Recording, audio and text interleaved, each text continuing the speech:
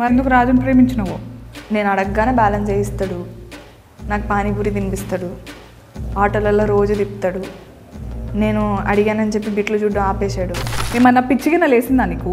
రాజు అందరు మగోళ్ళ లెక్క కాదు మేడం. దేవుడా, ఆ ట్రైలర్లోనే నీ జీవితం అంతా నేను ట్రావెల్ చేసినట్టు అనిపించింది నాకు. ఒంటి మీద సున్ని లేకుండా కాలు బయట పెట్టాలి, నీ సంగతి అయినట్టేనే. చాలా టాక్సిక్ రిలేషన్షిప్లో ఉన్నట్టు అనిపించింది నాకు. నువ్వు మన గురించి ఊరంతా టామ్ టామ్ అయిందంట. టాటో అయితే లవ్ చేయవానే? పెళ్లి చేసుకోవడానికే కదా. ఏమనుకోరంటే ఒక మాట చెప్తా, ఇట్లనే కాళ్ళు ఒత్తుతారు, స్టార్టింగ్ పడ్డాక పీక నొక్కుతారు. మీ ఆయనతో మీరు ఎప్పుడు గొడవలు పడలేదా?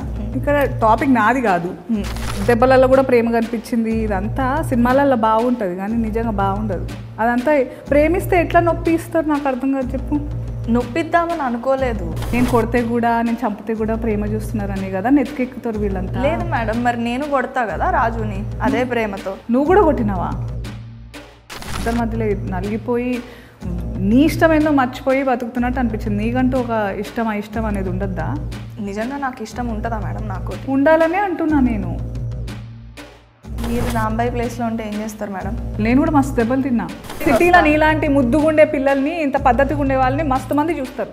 అప్పుడు తప్పు వాళ్ళదవుతుందా నీదవుతుందా? అమ్మాయిని ఎప్పుడు వస్తువులాగే చూస్తున్నారు, అప్పుడు ఇప్పుడు ఎప్పుడు. కండ్లు ఏమన్నా కాకులు ఎత్తుకెళ్ళినాయా? చున్నీ వేసుకోకపోతే నువ్వు దూరం అవుతావా? బుర్రుందా? వాడు నా మంచి కోసం చెప్పిండు మేడం. నీ మంచి నీ బట్టలలో ఉందా? ఏమో మేడం, నాకు అవన్నీ తెలియదు. రాజుగాని ఏం చేసినా నాకు ప్రేమే కనిపిస్తుంది.